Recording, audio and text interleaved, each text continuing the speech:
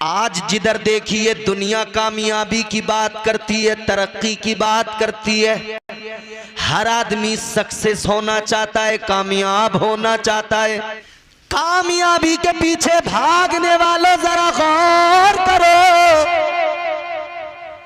दौलत कमाना फकत कामयाबी नहीं, महंगी गाड़ियां खरीद लेना कामयाबी नहीं, अच्छे मकान बना लेना कामयाबी नहीं। कुरान से पूछो, ए अल्लाह के कलाम तू बता कामयाब बंदा कब होता है? अल्लाह ताला का कलाम कहता है कद अफलह मन ज़क्का।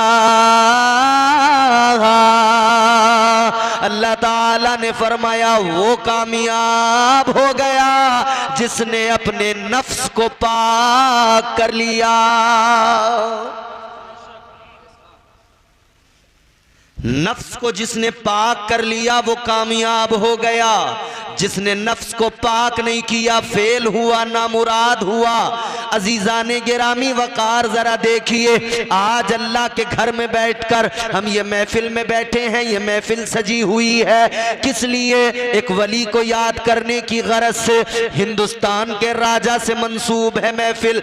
ऐ मेरे भाइयों गौर करो, आज जो सरकार गरीब नवाज का चर्चा हो रहा है, दुनिया में जिक्र हो रहा है, किस लिए? उन्होंने अपना कोई महल नहीं बनाया था। हिंदुस्तान में कई राजे महाराजे आए, कई बादशाह मुगल गुजरे, कई और वंशज के बादशाह गुजरे, उन्होंने बड़े बड़े महल बनाए। आज भी उनके किले नजर आते हैं, आज भी उनकी बनाई इमारतें नजर आती है, मगर ख्वाजा गरीब नवाज का कोई किला नहीं मिलेगा। सरकार गरीब नवाज का बनाया हुआ कोई आपको किला नहीं मिलेगा, महल नहीं मिलेगा। लेकिन पूरी दुनिया के अंदर सरकार गरीब नवाज के आशिक मिलेंगे। बिलखुसूस हिंदुस्तान में आज भी गरीब नवाज सरकार की हुकूमत है। ऐ लोगों, आज जो आप समझते हो मकान बना लेना कामयाबी है, याद रखो बड़े बड़े किले बनाने वाले चले गए, वो फेल हो गए, मगर गरीब नवाज कामयाब। वजह क्या है? मेरे गरीब नवाज ने अपने नफ्स को पाक कर लिया, और इतना पाक किया कि नफ्स को नफ्स मुतमइन्ना बना दिया। जिसने नफ्स को पाक किया वही कामयाब हुआ। अंदर की पाकी बड़ी जरूरी है। अंदर के मामलात बड़े खराब हैं। बगला देखा, बगला सफेद, कितना बिल्कुल वाइट कलर होता है उसका। तालाब पर ऐसे बैठता है बिल्कुल भगत बनके, भोला भाला सीधा सादा बिल्कुल शरीफ। लेकिन जैसे ही मछली नजर आती है फौरन हमला करता है अंदर। मतलब बाहर से कुछ है, अंदर से कुछ है। हालांकि अल्लाह ने उसका रिस्क जिस तरह से रखा है वो अपना खाता है, वैसे ही करता है। मगर कहने का मतलब ये है कि आजकल जाहिर तो बड़े साफ हैं, चमकदार लिबास है, उजले कपड़े हैं, मगर अंदर बड़ी गिलाजत है। अंदर से बड़ा मामला खराब है। अजीजाने गिरामी वकार, आज हमारे मुआशरे का हाल ये, जाहिर कुछ बातिन कुछ, मगर अल्लाह वालों का ऐसा नहीं। भले उनके जिस्म पर टाट का लिबास क्यों ना हो, मगर वो गुदड़ी के लाल होते थे। और हम तो इसीलिए कहते हैं उजले कपड़ों में सिकंदर हो जरूरी तो नहीं, मैले कपड़ों में कलंदर भी तो हो सकता है। और चौथा मिसरा आएगा, आपकी ईमानदारी पे छोड़ता हूं, आप कैसा सुनेंगे।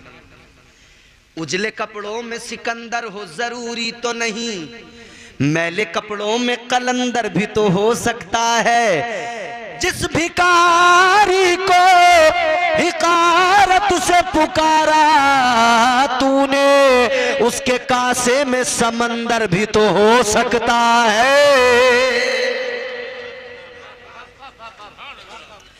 अंदर से अपने आप को साफ करो, अंदर से अपने आप को पाक करो। अल्लाह अकबर, जरा गौर फरमाइए अजीजाने गिरामी वकार। अब सबसे पहला तरीका सूफिया बयान फरमाते हैं, अपने बातिन को पाक करना है। सबसे पहला काम ये करो, हलाल खाना शुरू कर दो, हराम के लुकमों से बच जाओ, हराम के लुकमों से बच जाओ। अल्लाह अकबर, कुरान सुनो, अल्लाह ताला ने वाज़े ऐलान फरमाया, रब का कुरान कहता है, या अय्युहल्लज़ीना आमनू कुलू मिन तय्यिबाति मा रज़क़नाकुम।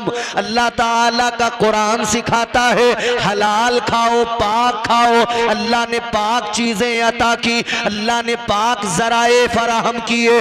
पाक पाक पाक खाओ, अपने अंदर को अपने जाहिर के साथ अपने बातिन को भी पाक करो। जाहिर अलग बातिन अलग, इसमें खसारा है मेरे भाइयों। अपनी रोजियों को पाक कर लो। आज जो बड़े मजे के साथ में लोग झूठ फरेब के कारोबार चला रहे हैं, आज जो बड़े मजे के साथ में लोग एक दूसरे को धोखा दिए जा रहे हैं, फ्रॉड किए जा रहे हैं, कोई सट्टा लगा रहा है, कोई जुआ खेल रहा है, शॉर्टकट मार के अमीर बनने की तरकीबें, कोई रातों रात खजाने निकालना चाहता है, कोई लॉटरी का नंबर लग जाए अमीर बन जाऊं, ये ख्याल देख रहा है। याद रखना, ये सब ख्याल निकालो, रोजी तलाश करो, तुम निकलो, अल्लाह निगहबान है, तुम मेहनत करो, राज़िक परवरदिगार है, हलाल रोजी की तलाश में निकलो, देने वाला परवरदिगार है। अल्लाह ताला ने कुरान में ऐलान फरमा दिया, फ़इज़ा क़ुदियतिस सलातु फ़ंतशिरू फ़िल अर्ज़ि वब्तगू मिन फ़ज़लिल्लाह। अल्लाह ताला ने फरमाया, ऐ मेरे बंदो, मेरी बारगाह में सर झुकाओ, नमाज अदा करो, फिर जमीन में फैल जाओ, अल्लाह का फजल तलाश करो। मुफस्सिरीन फरमाते हैं, ये अल्लाह का फजल तलाश करने से मुराद किया, फरमाते हैं तुम नमाज फजर पढ़ो, अपने घर से निकल जाओ और हलाल रोजियां तलाश करो। हलाल खाओ, हलाल अपने बच्चों को खिलाओ। मगर साहब मसला यह है कि बिरयानी पे लट्टू हो गई हमारी कौम। मौलाना अनीसुर रहमान साहब, हमारे यहाँ एक जोड़ हुआ, ज्यादा समझाने की जरूरत नहीं है, वजाहत की। साहब इधर उधर से जाने कहां कहां से लोग आए, बड़े साथी इकट्ठे हुए और उन साथियों ने मिल मिला के लंबे चावलों की बिरयानी बनाई। मुफ्ती साहब क़िबला, बिरयानी की खुशबुएं, खेतों में पिंडाल लगे थे, बड़े बड़े टेंट लगे थे, गांव गांव घूम के लोग कह रहे थे चलो बिरयानी मिलेगी, चलो बिरयानी मिलेगी, चलो बिरयानी मिलेगी। कई सुन्नी मुसलमान अरे बोले खा लो बिरयानी, क्या हो गया, कुछ नहीं होता, खाओ पियो मौज लो ऐश करो। आजकल लोग सोचते हैं क्या हो रहा है, कोई इसकी प्लेट से हमारी प्लेट में थोड़ी आ रहा है, इसका अकीदा। बिरयानी पे फिसल गए। यूसुफ भाई किधर गए हैंगे? माशाल्लाह। ऐ लोगों याद रखना, कोई लंबे चावलों की बिरयानी दिखाए तो बहकना नहीं, उसे बता देना सुन ले, ये इस्लाम बिरयानी से नहीं फैला, इस्लाम तो इमाम हुसैन की कुर्बानी से फैला है। अरे यार बिरयानी पे बहक जाते हो, बड़ा अजीब मसला। ख्वाजा गरीब नवाज हिंदुस्तान आए, अगर बिरयानी पे बहक जाते तो पृथ्वीराज चौहान रोज बिरयानी खिलाता। वो तो चाहता था ये तबलीग बंद करें, दीन का काम बंद करें, रोज दावत रहती, रोज बिरयानी खिलाता, कहता आराम से रहो, बिरयानी खाओ, मगर दीन की तबलीग मत करो। ताजदार अजमेर ने क्या पैगाम दिया, यही तो मिजाज मिला, नफ्स को पाक करो, नफ्स को पाक करो। अंदर गंदगी अगर है, तू चाहे जितना उजला लिबास पहन ले, मामला खराब ही रहेगा। कई लोग बाहर से सफेद पोश बड़े क्लीन नजर आते, अंदर के मामलात, भाई के ही पैसे मार लिए, किसी दोस्त से रो रो के पैसे मांगे, अरे भाई साहब बड़ा परेशान, बच्चों को खाने के लिए भी कुछ नहीं है, बड़ी तंगी है, कुछ मदद कर दो, उधार दे दो कर्जे हसना के तौर पे, ले लिया फिर देने का नाम नहीं। यानी पहले रो के लेता है, फिर बाद में उसे रुलाता है, फिर वो रो के कहता है अरे भैया यार मेरे पैसे दे दे। तो जवाब क्या होता है, अरे दे देंगे, कहीं भागे जा रहे हैं हम यहां से, दे देंगे दे देंगे दे देंगे दे देंगे कहते कहते मर गए, दुनिया से चले गए। यहां नहीं दे पाए मगर वहां के लिए अपने गले में आफत का फंदा डाल लिया। यहां देना आसान था, वहां देना बड़ा मुश्किल है। जमीनें हड़प कर ली, जमीनें मार ली, कब्जे कर लिए, नाजायज कब्जे, और गैंग बनी हुई है, गैंग कब्जा करने वाली गैंग बड़ी खतरनाक है। तुम शहर में एक प्लॉट ले लो और तुम यहां रहते हो राजपुर में, 4 महीने मत जाओ वहां पे, ना बाउंड्री है ना आप गए हैं, 4 महीने बाद वहां बाउंड्री गेट लगा हुआ, किसी और का कब्जा मिलेगा, आप पे छुड़ाते रहो, कैसे छुड़ाओगे? कोर्ट कचहरी अदालत चलता रहेगा मुकदमा। बड़ी खतरनाक होती है कब्जे वाली पार्टी, कब्जा गैंग। हजरत बाबा फरीदुद्दीन गंजे शकर रहमतुल्लाह अलैह, एक मुरीद आया, कहने लगा हुजूर मेरी कुछ जमीन है, आपको तोहफे में देना चाहता हूं, जो चाहिए कीजिए, चाहे खानका के काम में इस्तेमाल कीजिए, चाहे अपने पास रख लीजिए। हजरत ने तोहफा कबूल कर लिया। अब उस जमीन से होता क्या था, उस जमीन के पैसे से खानका के निजाम चलते थे, मगर कब्जा गैंग आ गई, कब्जा पार्टी आ गई, उन्होंने आकर कब्जा कर लिया उस जमीन पर। अजीजों जरा गौर से सुनना, जब इन्होंने कब्जा कर लिया, बाबा फरीदुद्दीन गंजे शकर रहमतुल्लाह अलैह की जमीन पर कब्जा हुआ, तो फिर मुकदमा अदालत में पहुंचा।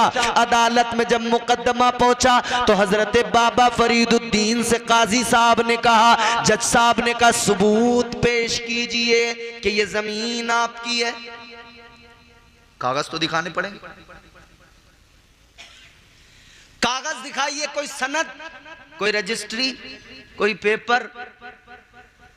हजरत बाबा फरीदुद्दीन गंजे शकर ने फरमाया सुनो, हमें कागज की जरूरत नहीं, रजिस्ट्री की जरूरत नहीं, क्योंकि हम जमीन के किसी एक टुकड़े के मालिक नहीं, अल्लाह ताला ने हमें सारी कायनात का मालिक बनाया है। और साहब मैं इससे भी आगे की बात अगर बता दूं, अल्लाह ने अपने वलियों को सिर्फ दुनिया की जमीन का ही मालिक नहीं बनाया, अल्लाह ने जन्नत की जमीन का भी मालिक बनाया है। अब कोई आपसे कहे कि साहब आपके मौलाना तो पता नहीं क्या क्या कह के चले गए, तो मैं तुम्हें इतनी मजबूत दलील सुना के जाऊंगा, बुरहान कांटे से कटेगी नहीं। अल्लाह ताला का कुरान पढ़ो, रब का ऐलान सुनो। अल्लाह ने फरमाया इन्नल्लज़ीना आमनू व अमिलुस्सालिहाति कानत लहुम जन्नातुल फिरदौसी नुज़ुला। अल्लाह ताला कुरान मजीद में फरमाता है, ईमान वाले, नेक अमल करने वाले, ये जो सालिहीन है ना, अल्लाह फरमाता है मैंने इन्हें जन्नतुल फिरदौस का वारिस बना दिया है। जन्नतुल फिरदौस का वारिस। जन्नत के कई दर्जे हैं, जन्नतुल मावा, जन्नतुल नईम, मगर सबसे आला दर्जा जो है वो जन्नतुल फिरदौस है। मुफ्ती साहब क़िबला तशरीफ फरमाए, सबसे आला जन्नत का दर्जा क्या है? जन्नतुल फिरदौस। हुजूर ने फरमाया कि जब भी अल्लाह से दुआ मांगा करो ना, तो जन्नतुल फिरदौस मांगा करो। और हम अपने मरहूमीन के लिए दुआ करते हैं, या अल्लाह जन्नतुल फिरदौस में हमारे मरहूम को आला मकाम अता फरमा। ये आला दर्जा है जन्नत का। ताजदारे मदीना ने फरमाया जन्नतुल फिरदौस वो जगह है जिसके ऊपर रहमान का अर्श है। जन्नतुल फिरदौस वही जगह है जहां से जन्नत की नहरें निकलती हैं। अल्लाह ताला ने कुरान मजीद में ऐलान फरमा दिया, मैंने अपने औलिया को जन्नतुल फिरदौस का वारिस बना दिया। वारिस किसे कहते हैं? अल्लाह की कोई औलाद तो है नहीं, न बेटा न बेटी। कुल हुवल्लाहु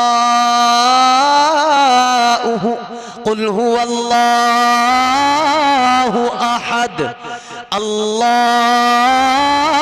समद लम यलिद वलम यूलद वलम यकुल लहू कुफुवन अहद। कह दो वो अल्लाह एक है, बेनियाज है, ना उससे कोई पैदा, ना वो किसी से पैदा, ना वो किसी की औलाद, ना उसकी कोई औलाद। यहां औलाद वारिस बनती है ना, अल्लाह की कोई औलाद नहीं, तो अल्लाह ताला ने अपनी जन्नत का वारिस औलिया को बना दिया। और जो वारिस होता है आप जानते हैं वो मालिक होता है। विरासत में जो मिलता है फिर उस पर मालिकाना हक होता है। सैयद साहब किबला वो चाहे तो रखे, चाहे तो बेचे, चाहे तो फ्री में बांटे, वो तो मालिक है। ऐ लोगों यही तो वजह है इमाम हुसैन जन्नत के मालिक हैं, जिसे चाहे जब चाहे यूं ही अता कर दे, यूं ही जन्नती बना दे। और तारीख ने देखा अल्लाह ने जिन्हें वारिस बनाया वो चाहते हैं तो यूं ही दे देते हैं, चाहते हैं तो बेच देते हैं। दजला के किनारे पे बैठकर एक कलंदर जिसका नाम हजरत बहलोल दाना रेत के घरौंदे बनाकर दजला के किनारे बादशाह की बीवी को जन्नत के जो महल बेच रहा था, कौन था? उसी जन्नत का वारिस था। ऐसे ही थोड़ी बेची जा रही थी जन्नत, अल्लाह ने वारिस बनाया है तो बेच रहे थे, उनका अपना माल है, बेचे या ऐसे ही दे दें। मेरे इमाम फरमाते तुझसे और जन्नत से क्या मतलब, तुझसे और जन्नत से क्या मतलब। वहाबी दूर हो, हम रसूल अल्लाह के, जन्नत रसूल अल्लाह की। और फरमाते तेरी दोजख से तो कुछ छीना नहीं, तू तो अपनी उस पर खुश रहे, तेरी दोजख से तो कुछ छीना नहीं। खुल्द में पहुंचा रजा फिर तुझको क्या। भैया हमारी जन्नत, हमारे वारिस, हमारे पास मालिक, हमारा मामला है, तू क्यों परेशान है। हम कभी ख्वाजा के आस्थाने पे जाकर ख्वाजा को फरियाद सुना देंगे, वहां से काम हो जाएगा। कभी गौसे पाक की बारगाह में उनको वसीला बना लेंगे, वहां से काम हो जाएगा। हमारे पास बड़े रास्ते हैं, तू सोच तेरे पास नहीं है रास्ते, तेरा बड़ा मामला खराब है। जहन करीब कीजिए, बात क्या चल रही थी जरा गौर से सुनिए। अब भाई फरमाते हैं हजरत बाबा फरीदुद्दीन के हम तो पूरी दुनिया की जमीन के मालिक हैं, हमें क्या कागज की जरूरत।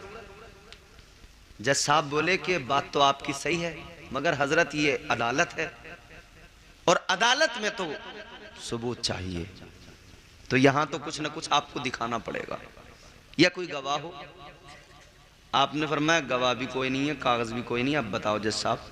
जज साहब बोले अगर ऐसा नहीं है तो फैसला तो जाहिर है उसके हक में जाएगा जिसने कब्जा कर रखा है। अब आपको लुत्फ आएगा, बात सुने। आपको समझ में आ रहा है? समझ में आ रहा है ना? हजरत बाबा फरीदुद्दीन ने फरमाया जज साहब अगर बात गवाहों की है अगर बात सबूत की है, गवाहों की है, फरमाने लगे, फिर मैं ऐसों को क्यों गवाह बनाऊं जो वक्त पे झूठ बोल देते हैं, गवाहियां जिनकी बिक जाती हैं। फरमाने लगे जज साहब अगर गवाही की बात है तो मैं कोई आदमी, कोई इंसान अपनी गवाही के लिए नहीं लाऊंगा, बल्कि इतना कर सकता हूं, अगर आप चाहें तो वो जमीन जिसको लेकर ये सारा मामला है, वो जमीन गवाही दे देगी कि उस जमीन का मालिक कौन है। तो फिर हम झूठे गवाह नहीं रखते जिनकी गवाहियां बिक जाती हैं। फरमाते हैं अगर बात ऐसी है तो जमीन, जो जिस जमीन पे सारा इख्तिलाफ है, वही जमीन गवाही दे देगी। जज साहब हैरान, उधर से कब्जा पार्टी भी हैरान कि ऐसा कैसे हो सकता है। जज साहब बोले उस पार्टी से कि बताओ क्या ख्याल है। उन्होंने कहा ऐसा तो हो ही नहीं सकता कि जमीन गवाही दे। हाँ, बोले अगर जमीन ने गवाही दी हम जमीन छोड़ देंगे, आपको दे देंगे। तो कहा ठीक है, फिर वक्त मुकर्रर कर लो। वक्त मुकर्रर किया गया, फला दिन फला वक्त। हजरत बाबा फरीदुद्दीन फरमाते हैं आ जाइएगा काजी साहब, इन सब लोगों को लेकर आ जाइएगा, हम आ जाएंगे, गवाही दिलवा देंगे, बात खत्म। दिन तय हो गया, वक्त मुकर्रर हो गया। अब शहर में खबर भी फैल गई, बहुत लोग जमा हो गए। भाई चलो तो सही, दावा बहुत बड़ा हो गया, चलकर देखें तो जरा। सारे लोग जमा हो गए। है इसीलिए तो कहते हैं ना हम, अल्लाह अल्लाह किए जाने से अल्लाह ना मिले, खाली अल्लाह अल्लाह अल्लाह अल्लाह अल्लाह अल्लाह अल्लाह, जो देगा अल्लाह देगा, जो देगा अल्लाह देगा, जो मांगो अल्लाह से मांगो, जो मांगो अल्लाह से मांगो। इससे काम नहीं चलता भाई। अल्लाह ने ही हमें रास्ते दिए हैं कि मेरी बारगाह में आना हो तो ऐसे मत आना मुंह उठा के, ए पिद्दी ना पिद्दी का शोरबा, तेरी औकात क्या, मेरी बारगाह में आना तो जरा वसीले तलाश करके आना, ताकि तू जैसा भी हो मगर मेरी बारगाह में जिनको वसीला बना कर लाएगा उनके सदक़े में तेरा काम हो जाएगा।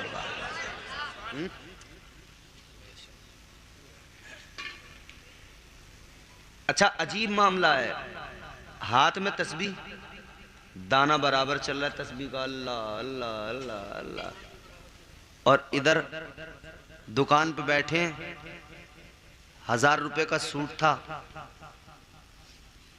और वहीं झूठ बोल के कारोबार भी हो रहा है, साथ में तस्बीह भी चल रही है, अल्लाह अल्लाह अल्लाह अल्लाह। और अब नया स्टाइल निकला है लोगों का तस्बीह का, वो तस्बीह हाथ में होती है, हाथ दोनों पीछे होते हैं। ये कौन सा नया तरीका तस्बीह पढ़ने का निकाला है? चलते जा रहे हैं रास्ते में, हाथ पीछे है, तस्बीह पीछे चल रही है, दाने। तस्बीह देख कर मरूब न हो ना किसी की, ये देखना अकीदा भी दुरुस्त है या नहीं है। बात तो हम सारी वही कर रहे हैं, अंदर का मामला खराब है, जाहिर कुछ है, बातिन कुछ है। अल्लाह अल्लाह किए जाने से अल्लाह न मिले, अल्लाह अल्लाह किए जाने से अल्लाह न मिले, अल्लाह वाले हैं जो अल्लाह से मिला देते हैं। वली के कुर्ब से कुर्बे हुजूर मिलता है, वली के कुर्ब से कुर्बे हुजूर मिलता है, वली के इश्क का बदला जरूर मिलता है।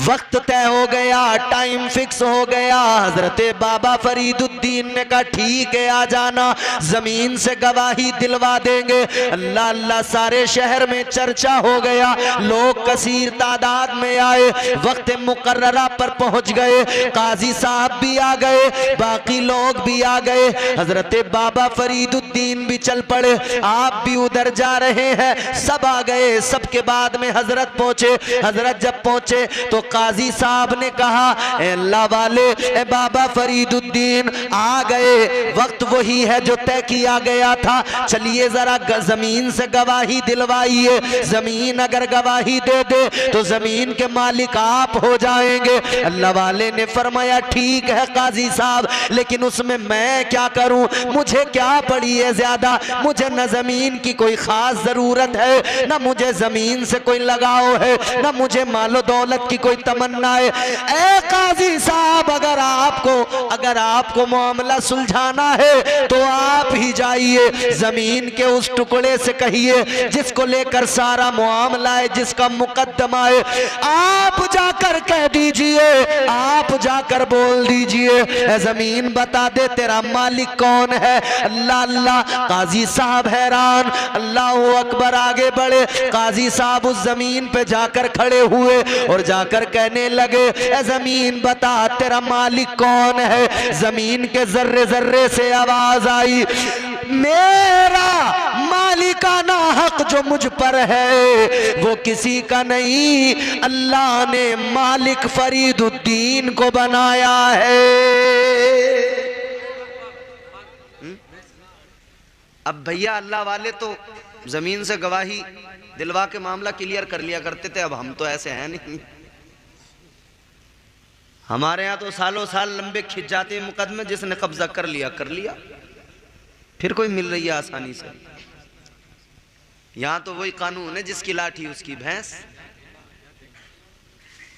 तो ये जो फ्रॉड कर कर के लोग कमा रहे हैं, फिर खुद खा रहे हैं, औलादों को खिला रहे हैं, जान लीजिए ये 2 नंबर के पैसे। इधर तो मजाक कर रहे हो, समझ रहे हो बड़ा मजा आ रहा है, मगर कब्र में भी जाना है, बहुत ठुकाई होगी, आखिरत में हिसाब देना है, अल्लाह को मुंह दिखाना है। कर ले जो करना है, आखिर मौत है, एक दिन मरना है, आखिर मौत है। हुए नामवर बेनिशा कैसे कैसे, जमीन खा गई नौजवान कैसे कैसे। यही पैगाम याद रखिए, जिंदगी इतने सलीके से गुजारी जाए, जिंदगी इतने सलीके से गुजारी जाए, जैसे चादर कोई कांटों से उतारी जाए। तो हलाल खाइए, हराम से बचिए। हुजूर फरमाते हैं जो हराम खाता है ना और फिर अल्लाह से दुआ करता है, उसकी दुआ कबूल नहीं होती। हराम से बचिए। एक तो वो जो 2 नंबर का पैसा कमा के उससे खाया, बच्चों को खिलाया, और एक वो भी कि जानते हो इसके पास 2 नंबर का है, ये सूद का काम करता है, ये चोरी करता है, फिर भी उसके यहां जाके मजे से खा रहे हो। पकड़ यहां भी होगी जब तुझे पता है कि ये सूद का कारोबार करता है, इसकी कमाई हराम है, तो तू उसके यहां जाकर खाएगा तो तुझे हिसाब देना पड़ेगा। और इसी तरह से बदअकीदों के यहां जाके खाना या उन्हें बुला के खिलाना, असल में हमारी कौम का बड़ा मामला है। ये भी एक सानेहा है हजरत, बड़ा अलमिया है कि हमारी तवज्जो खाने पे बहुत है। खाने पे इतनी तवज्जो है, बच्चा पैदा हुआ तब खाना, छठी छिल्ला तब खाना, अकीका उसमें खाना। अच्छा जी आगे बढ़ो, बच्चे की खतना मुसलमानी उसमें खाना, दावतें चल रही हैं, हर साल बर्थडे उसमें खाना। आगे बढ़ो, वो जवान हुआ, शादी का वक्त आया तो मंडे में खाना, शादी में खाना, कई दिन तक खाना ही खाना। फिर वो मर गया तो उस दिन खाना, तीसरा दिन आया, तीजे में खाना, दावतें चल रही हैं, 10वें में खाना, 20वें में खाना, 40वें में खाना, बरसी में खाना, खाना ही खाना, जब देखो खाना। और फिर खाने में भी रंग बिरंगी खाना, अलग अलग क्वालिटी का खाना, अलग अलग तहजीबी सकाफतों वाला खाना, किसका कम खाना, किसका ज्यादा खाना, किसके ज्यादा आइटम वाला खाना है, कितना खाना। अल्लाह के बंदो, बस खाना ही खाना क्या समझ लिया, बस खाने ही आयो। ऐ मुसलमानों, याद रखो, जब आदमी ज्यादा खाता है तो सिस्टम गड़बड़ा जाता है।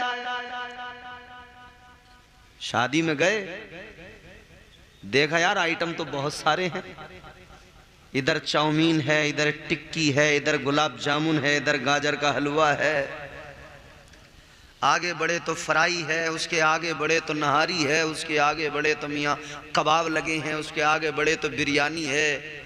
इतने आइटम देखे तो एक तरफ से जब शुरू किया तो पेट तो भर गया, मगर कह रहे हैं ये भी चेक करके देख लूं, ये भी चेक करके देख लूं, ये भी टेस्ट करके देख लूं। आखिर तक खाते गए, परत पे परत जमती गई, परत पे परत जमती गई।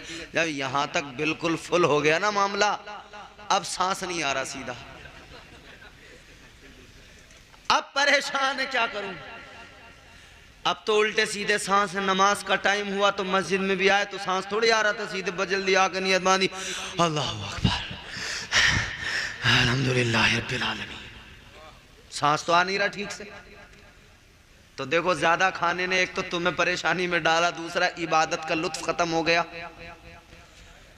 और फिर गड़बड़ हुई अंदर, मशीन पे लोड ज्यादा डाल दिया, ओवरलोड जब कर दोगे तो वो गड़बड़ाई, फूड पॉइजनिंग हो गई।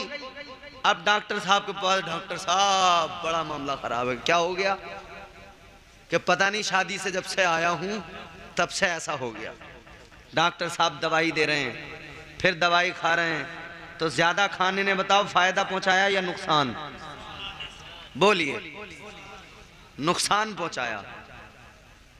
मतलब ज्यादा खाना सारी चीजों का लुत्फ खत्म कर देता है, इबादत का, यानी हर काम से रोक देता है आपको, हर काम से रोक देता है। ऐ लोगों, यही तो मसला है, कौम खाने में उलझ गई, बाकी कामों से रुक गई।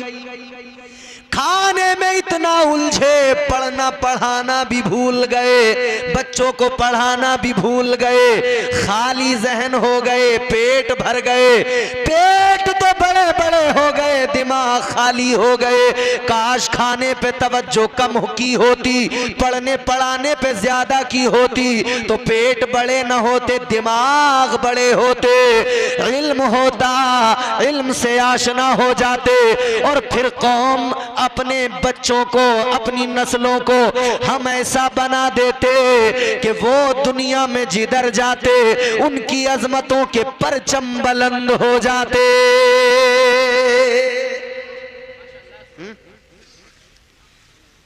तो खाने में बड़ी एहतियात से काम लेना चाहिए। बदअकीदों के यहां मत खाओ, न उन्हें अपने यहां बुला के खिलाओ। सीधा सादा उसूल है, ज्यादा उलझने की जरूरत नहीं। मुझसे एक साहब कहने लगे, अभी कल फोन आया, कल की बात है, फोन आया, कहने लगे कि साहब वो जावेद अख्तर साहब के साथ में खाना खाया उन्होंने, तो इसमें क्या गलत हो गया? अब आप समझ गए होंगे। शमाइल साहब ने बाद में बोले जावेद अख्तर साहब के साथ खाना खाया, तो क्या दिक्कत हो गई? मेरे भाई, सीधा सा उसूल है, बस एक बात याद रखना, हम मुस्तफा जाने रहमत के दीवाने एक उसूल मानते हैं, एक उसूल फॉलो करते हैं। वो उसूल क्या है? बरेली के ताजदार ने फरमाया, उन्हें जाना, उन्हें माना, न रखा गैर से काम। मेरे आला हजरत ने मिजाज दिया, जो नबी का नहीं वो हमारा, उससे हमें गरज क्या, उससे हमें वास्ता क्या, उससे हमें काम क्या? जो मुस्तफ़ा से ताल्लुक नहीं बनाता, मुस्तफ़ा से जिसे प्यार नहीं, याद रखना जो नबी का गुलाम है वो हमारा इमाम है, और जो नबी का नहीं वो हमारा नहीं। बस सीधा एक सिंपल सा उसूल है आपके लिए, ज्यादा उलझने की जरूरत ही नहीं है। आखिरी बातें अपनी गुफ्तगू की अब आप तक पहुंचाता हूं, जल्दी सुनिए, बात खत्म करते हैं। थके तो नहीं हो? मजा आ रहा है? क्या बात है, सुभान अल्लाह। तकरीर करते हुए इस दौर में अगर लोग ये कह दें मजा आ रहा है तो दिल खुश हो जाता है। बड़े कम लोग मिलते हैं जो यार तकरीरें सुनते हैं। आजकल तो नाज शरीफ ज्यादा सुनते हैं लोग, है नहीं? अच्छा अच्छा अच्छा। तो आजकल तो हालात ये हैं कि लोग नाज शरीफें ज्यादा सुनते हैं। सुनना चाहिए, अच्छी बात है, हुजूर की नात है यार। बड़ा पुराना सिलसिला है ये नात का, नया सिलसिला नहीं है। ये सिलसिला अगर इतनी अहमियत का हामिल ना होता, अरे भाई हुजूर के नात खानों में आप अगर गौर करें ना, ये सिलसिला कितना पुराना है, कितना पुराना है। सबसे पहले हुजूर की नात किसी और ने नहीं, अल्लाह ताला ने पढ़ी है। यौम मीसाक इसका शाहिद है, गवाह है। अल्लाह ताला ने फरमाया व इज़ अख़ज़ल्लाहु मीसाक़न नबिय्यीना लमा आतैतुकुम मिन किताबिन व हिकमा। अल्लाह का कुरान है ये। अल्लाह ने नात पढ़ी अंबिया की अरवाह के सामने।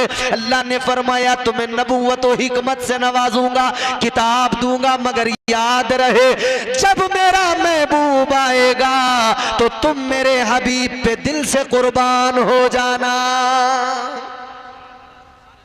ये बड़ा पुराना सिलसिला नात का, सुना कीजिए। मगर इस सिलसिले को समझने के लिए भी आपको तकरीर तो सुननी ही पड़ेगी। अजीजा ने गिरामी वकार, अब जरा गौर फरमाइए। अल्लाह वालों की तालीम, अपने बातिन को पाक करें, यही तसव्वुफ है, अपने नफ्स को पाक करें। सरकारे गरीब नवाज ने यही तालीम दी। और अल्लाह वालों की तालीमात को हल्के में न लेना। अल्लाह वालों को बड़ी शान अल्लाह ने अता फरमाई, बड़े मकाम और मरातिब अता किए, बड़ी इज्जतों से नवाजा। आज लोग बड़ी जल्दी बड़ी आसानी से बोल जाते हैं, अल्लाह के वलियों के बारे में न जाने क्या क्या कह देते हैं। वो तो कहते हैं कि ये तो मर के मिट्टी में मिल गए, वो तो गैरत का सौदा करके आगे बढ़ते हैं। और यहाँ तक कह जाते हैं माज़ल्ला सुम्मा माज़ल्ला, वो तो ये भी कह देते हैं कि नबी मर के मिट्टी में मिल गए, कहिए माज़ल्ला। मगर सुनो, हम सुन्नियों का अकीदा क्या, हम आशिकों का अकीदा क्या? हम कहते हैं या रसूल अल्लाह, तुझ पे मर मर के हुए सारे जियाले जिंदा, तुझ पे मर मर के हुए सारे जियाले जिंदा, तू भी जिंदा है, तेरे चाहने वाले जिंदा। हम जिंदा नबी के मानने वाले। तो औलिया कराम को हल्के में न लीजिएगा। अच्छा, एक बात और बड़ी अहम बता रहा हूं। जब अल्लाह वालों की करामतें बयान की जाती हैं,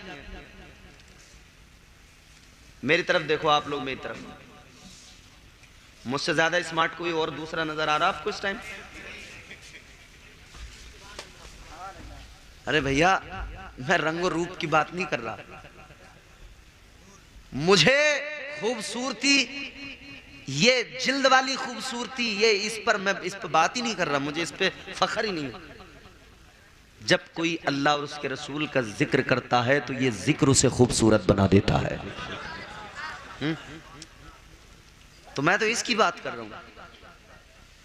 हो जाएगा चेहरा नूरानी और दिल में चमक आ जाएगी। हो जाएगा चेहरा नूरानी और दिल में चमक आ जाएगी। तुम रोज कलामे पाक पढ़ो, सांसों में महक आ जाएगी।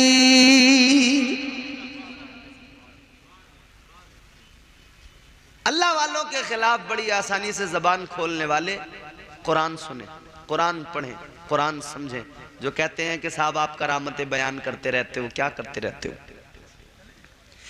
अल्लाह वालों की करामतें तो कुरान मजीद में मुख्तलिफ मकामात पर बयान की गई, अल्लाह ने बयान की। तो क्या कहोगे? यहां तो कह देते हो मियां रे मौलाना करामतों वाली किताब लेके आ गए, कुरान और हदीस की बात करो। तो हम कुरान से बात कर रहे हैं। क्या कुरान में करामतें नहीं है? दुनिया का कोई भी बड़े से बड़ा काबिल आदमी आकर बता दे कुरान में करामतें नहीं है? हैं? क्या मेहराब मरियम का जिक्र आपने नहीं सुना? हजरत मरियम की वो मेहराब मस्जिद अक्सा में, जिसके अंदर बेमौसम के फल पाए जाते थे। पूछा गया कहां से आते हैं ये फल, तो हजरत मरियम ने जवाब दिया, बेमौसम के फल मुझ तक पहुंचाने वाला कोई और नहीं, मेरा परवरदिगार है। आगे बढ़ो, क्या असहाबे कहफ का वाकया कुरान में मौजूद नहीं है? मौजूद है। वो अल्लाह के बंदे 300 साल से ज्यादा गार के अंदर सोते रहे। 300 साल से ज्यादा गार के अंदर सोते रहे। सुलाने वाला भी खुदा था, जगाने वाला भी खुदा था। मगर अल्लाह ने औलिया की करामतें जाहिर की। आगे बढ़ो, क्या आपको वो वाकया भी पता नहीं जो कुरान ने बयान किया बारगाह हजरत सुलेमान अलैहिस्सलाम की? पैगंबरे खुदा हजरत सुलेमान अलैहिस्सलाम, अल्लाह ने बादशाहत से नवाजा। ए बाबू, हेलो बेटे, बात मत करो। हजरत सुलेमान अलैहिस्सलाम, अल्लाह ने वो हुकूमत अता की, वो सल्तनत अता की, वो बादशाहत अता की। मियाँ, इंसान तो इंसान, जिन्नात भी ताबे फरमान थे, जानवर भी ताबे फरमान थे। हद तो ये है कि हवा भी आपके हुक्म से चलती थी। ईशान अल्लाह ने अता फरमाया। 4 बादशाह हुए दुनिया में। ये बातें जो मैं कभी कभी बताता हूँ याद रख लिया करो। 4 बादशाह से ये साफ किबला कायनात के अंदर ऐसे हुए जिन्होंने पूरी दुनिया, पूरी कायनात पे हुकूमत की। 4 बादशाह हुए, 2 मोमिन 2 काफिर। 4 बादशाह, 2 मोमिन 2 काफिर। एक काफिर बादशाह का नाम है नमरूद। नमरूद ने पूरी रूए जमीन पर बादशाहत की। दूसरे काफिर बादशाह का नाम है बख्ते नसर। इसने भी पूरी रूए जमीन पर हुकूमत की। 2 मोमिन। इन 2 के अंदर एक हजरत सिकंदर जुल्करनैन, जिनका कुरान में अल्लाह ताला ने जिक्र फरमाया, और दूसरे हजरत सुलेमान अलैहिस्सलाम।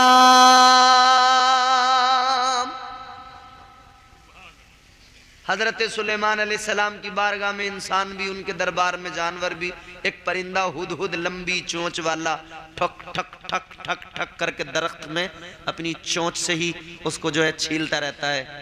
जानते हैं उसको क्या बोलते हैं आपके यहाँ? उसे हुदहुद ही बोलते हैं, हुदहुद। अल्लाह के पैगंबर की बारगाह में कासिद का काम करता था, मीडिया का काम करता था, मीडिया का, खबरें ला के देना। पैगंबरों की बारगाह में मीडिया का काम किसने किया? जानवरों ने। जानवरों ने, जानवरों ने, यानी हमारी मीडिया जानवर। बड़े सीधे साधे लोग हो यार, बड़े शरीफ लोग हो। भाई अल्लाह के पैगंबर ने हुदहुद से मीडिया का काम लिया है ना भाई, इससे ज्यादा तो नहीं कह सकता मैं कुछ भी।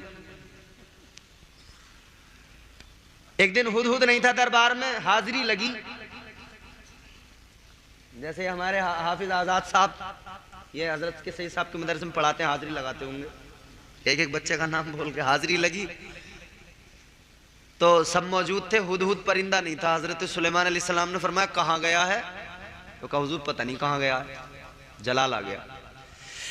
फरमाने लगे आने दो, अगर वजह माकूल न हुई तो सजा दी जाएगी। अब इधर हुदहुद परिंदा आया, दरबार में पहले ही खबर मिल गई कि नाराज हैं, अगर वजह तेरी माकूल न हुई तो सजा मिलेगी। हुदहुद परिंदा गया अल्लाह के पैगंबर की बारगाह में। हजरत सुलेमान अलैहिस्सलाम ने फरमाया कहाँ था?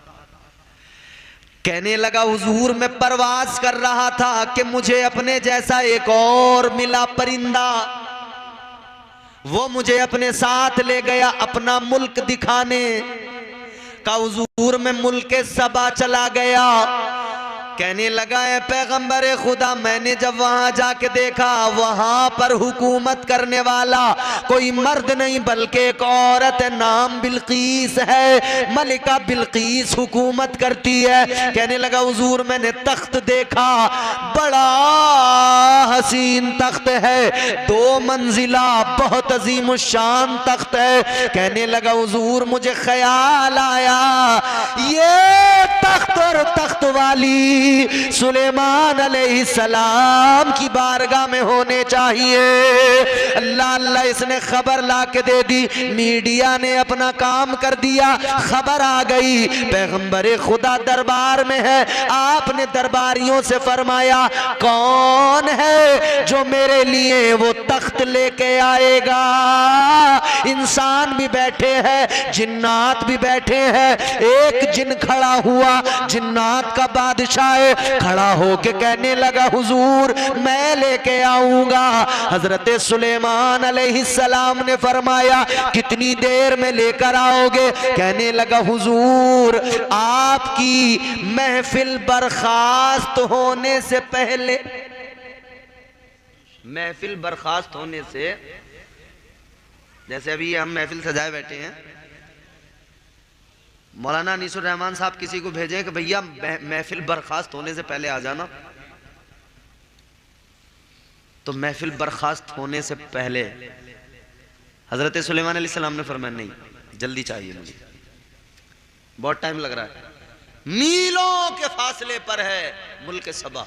फरमाते ये देर लग रही है, जल्दी चाहिए।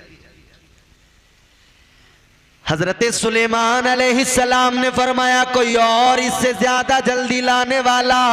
हजरत सुलेमान यूं अपनी निगाहें दरबारियों पे डाल रहे हैं, एक चेहरे पे जाकर निगाहें टिक गई, एक चेहरे से निगाहें लग गई, नजरों से नजरें मिली, निगाहों में बात हो गई। आवाज आई जी पैगंबर खुदा मैं इससे भी जल्दी लेके आऊंगा, मैं इससे जल्दी। आवाज किसकी थी? एक अल्लाह के वली की आवाज थी, हजरत आसिफ बिन बरकिया की आवाज थी। कुरान कहते क़ालल्लज़ी इंदहू इल्मुम मिनल किताब अना आतीका बिही क़ब्ल अन यर्तद्दा इलैका तरफुक। अल्लाह का कुरान बताता है उस वाक़े को। हजरत आसिफ बिन बरखिया खड़े हुए, कहने लगे हुजूर मैं लेके आऊंगा। हजरत सुलेमान ने फरमाया कितनी देर में? कहने लगे पलक झपकने से पहले ले आऊंगा। पलक झपकने से पहले। कितना टाइम लगता है पलक झपकने में? जितनी देर में मैंने कहा तुम लोगों की कई बार पलकें झपक गई, जितनी देर में मैंने ये जुमला कहा पलक झपकने से पहले, ऐसे हजरत सुलेमान अलैहिस्सलाम की पलक झपक गई इसी में। फरमाने लगे पलक तो झपक गई, तख्त कहाँ है? आसिफ बिन बरखिया ने कहा पैगंबर खुदा जरा नजरें घुमाइए, देखिए पलट कर तख्त भी दरबार में आ चुका है।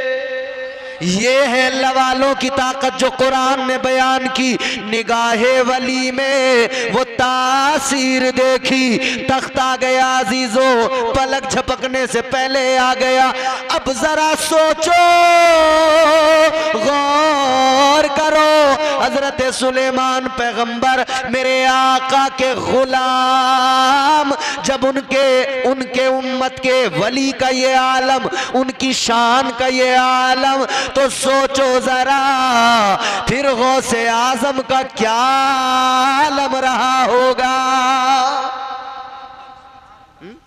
फिर हुजूर की उम्मत के वलियों का क्या हाल रहा होगा, फिर मेरे गरीब नवाज का क्या आलम रहा होगा। हाय हाय हाय। हाँ? फिर इन औलिया का मकाम क्या रहा होगा। ये तो हुजूर की उम्मत, सरकार गौसे आजम वलियों के सरदार हैं।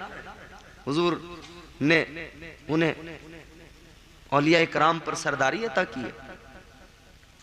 हम इसीलिए तो कहते हैं आप निराले शान निराली,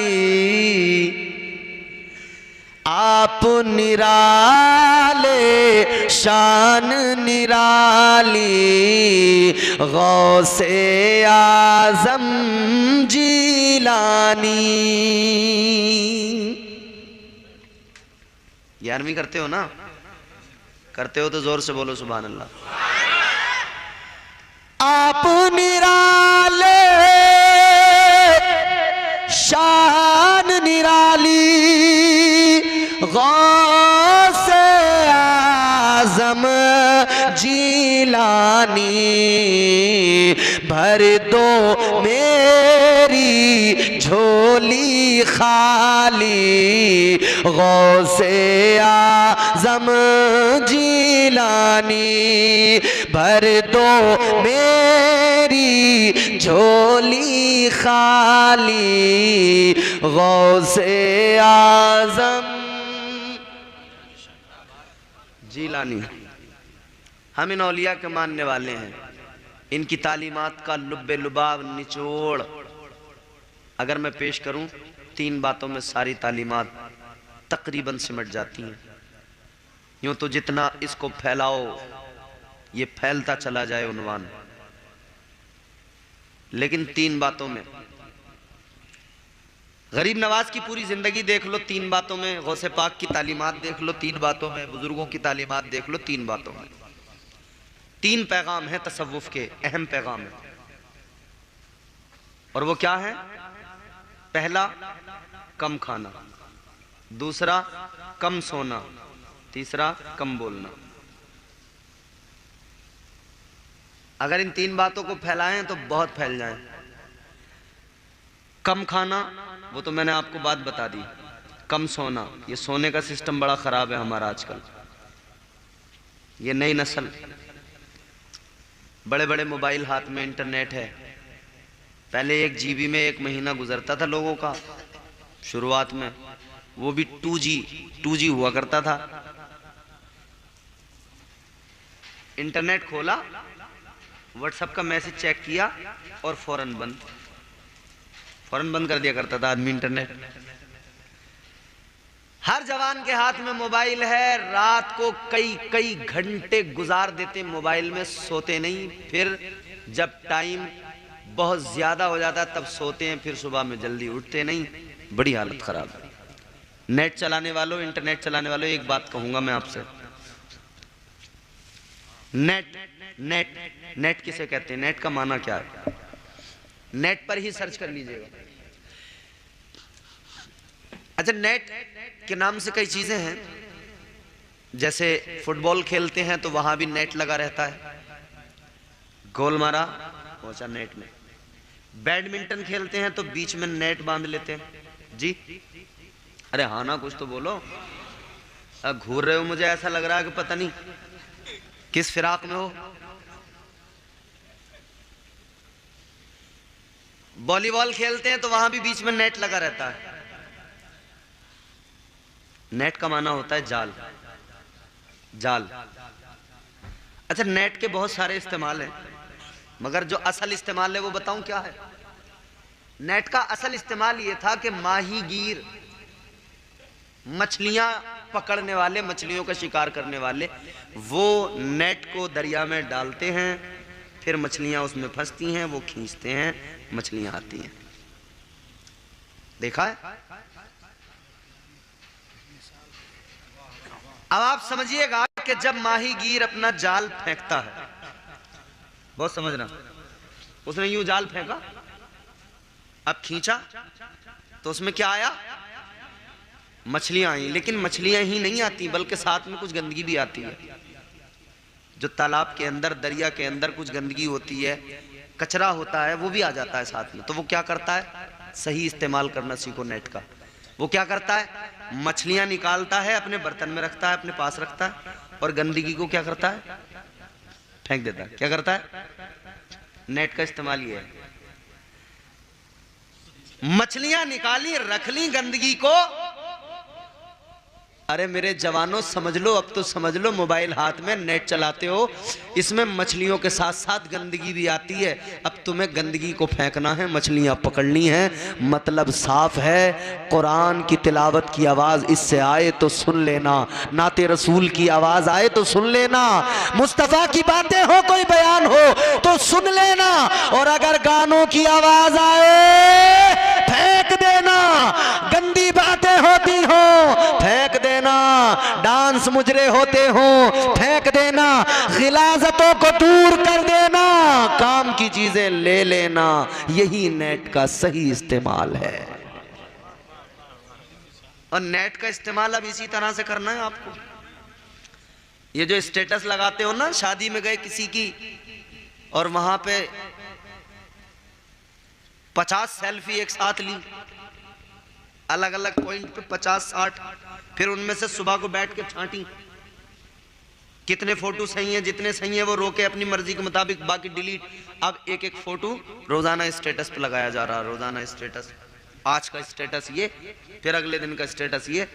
सुबह को सो के उठे, सैयद साहब आंखें चिपचिपाई हुई हैं, पूरी तरह खुल नहीं रही हैं, मगर सबसे पहले उठते ही हाथ बिस्तर पे कुछ तलाश करता है। और वो क्या चीज है, अरे बड़े समझदार हो, हाथ तलाश करता है मोबाइल। क्यों रात जो स्टेटस लगाया था कितने लोगों ने देखा, कितने लाइक मिले, फेसबुक पे फोटो डाला था कितने लाइक मिले, कितने कमेंट आए। आंखें चिपचिपाई हुई हैं, बराबर दिख नहीं रहा है, मगर लाइक कमेंट पे बराबर ध्यान है। स्टेटस लगाने वालों, आखिरी बातें हैं, मेरी बात खत्म कर रहा हूं, बहुत जल्दी सुनो। स्टेटस का माना क्या होता है, पढ़े लिखे अहबाब यहां बैठे होंगे, डिक्शनरी उठाइए, देखिए स्टेटस का माना। स्टेटस का माना होता है औकात, हैसियत, है हैसियत, औकात। ऐ मेरे नौजवानों, जब तुम स्टेटस लगाते हो मतलब ये कि तुम दुनिया को अपनी औकात दिखा रहे होते हो। क्या हैसियत है तुम्हारी वही तो बता रहे होते हो। तो याद रखना, स्टेटस लगाते हुए ख्याल रहे मैं दुनिया को अपनी हैसियत बता रहा हूं, तो पहले जान लो हैसियत क्या है हमारी, फिर वही दिखाना। अगर नाच कूद के तुमने वीडियो लगाए, डांस के वीडियो लगाए, गाने लगाए, तो दुनिया की नजरों में क्या औकात, क्या हैसियत दुनिया जानेगी, क्या लोगों को समझ में आएगा। देखने वाला देख के कहेगा ये मगरिबी तहजीब का दिल दादा है, देख कर कहेगा ये तो कोई डांस पार्टी का मेंबर है, ये तो कोई नाचने वाली नचनिया है। याद रखना, तेरी मेरी हैसियत, मुसलमान की हैसियत ये नहीं कि तू नाचे और दुनिया को दिखाए। तेरी मेरी औकात, तेरी मेरी हैसियत क्या है? ऐ मेरे भाइयों, हमारी हैसियत ये है कि हम नबी के गुलाम हैं, ताजदार मदीना के उम्मती है, ये हमारी हैसियत है। हमारी हैसियत कुरान ने बताई है, हम बेहतरीन है, हमारी हैसियत अल्लाह ने बयान की है। तो वही हैसियत दुनिया को दिखाओ, अपने स्टेटस लगाओ तो नाच गाने गंदी बातें ना लगाओ। स्टेटस लगाना है तो मुस्तफा जान रहमत की नातों के स्टेटस लगाओ। स्टेटस लगाने हैं तो हुजूर की नातें, अल्लाह का कलाम, कुरान मजीद, हुजूर पर दुरूद, ये सब लगाओ ताकि तुम पहचाने जाओ, शनाख्त मुख्तलिफ हो जाए, पता लग जाए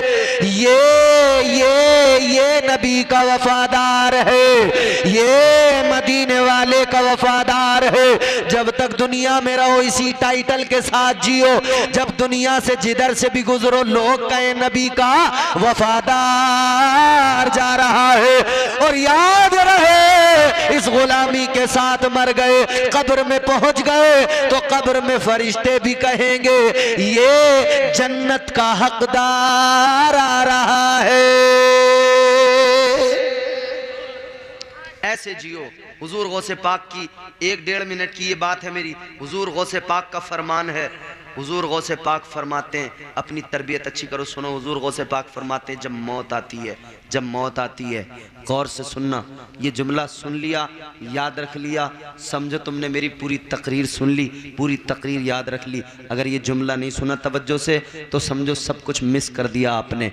आखिरी जुमला गौर से सुनो। गौसे पाक फरमाते हैं, जब मौत आती है हाल बदलने का मौका नहीं देती। कभी सुना कोई शराबी शराब पी रहा हो तो उसकी मौत का टाइम हुआ तो मौत के फरिश्ते ने आके कहो कि भैया शराब छोड़ो, जल्दी चलो गुस्ल करो, तौबा वबा करो, मुसल्ला बिछा कर बैठो, तुम्हारा मरने का टाइम है। कभी सुना किसी जुआरी को, किसी आपने सुना कि मौत के फरिश्ते ने आके कहो मरने का टाइम हो गया, चलो पत्ते वत्ते छोड़ो, अब चलो मुसल्ला बिछा कर बैठो? नहीं ना। ताजदारे बगदाद ने फरमाया, जब मौत आती है हाल बदलने का मौका नहीं देती। फरमाते हैं, जिस हाल में मरना चाहते हो उस हाल में जीना शुरू कर दो। फैसला खुद कीजिए किस हाल में मरना। जिस हाल में मरना पसंद करते हो उसी हाल में जीना शुरू कर दो। तो कोई है यहां ऐसा जो कहे कि मैं गुनाह करते हुए मरना चाहता हूं? कोई है जो कहे मैं जुआ खेलते मरना चाहता हूं?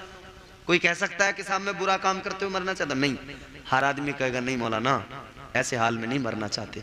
कैसे मरना चाहते हो? हर आदमी का जवाब आएगा, हर दीवाने का जवाब आएगा। हमारी तो तमन्ना ये है, काश दिल की ये हसरत, काश दिल की ये हसरत कम से कम निकल जाए, काश दिल की ये हसरत, काश दिल की ये हसरत कम से कम निकल जाए, कम से कम निकल जाए। मेरा सर हो सबका सर हो सजदे में, हम सबका सर हो सजदे में, और दम निकल जाए। मेरा सर हो सजदे में और दम निकल जाए, काश दिल की ये हसरत जिस हाल में मरना चाहते हो उस हाल में जीना शुरू कर दो। अल्लाह ताला नेक अमल की तौफीक दे। अल्लाह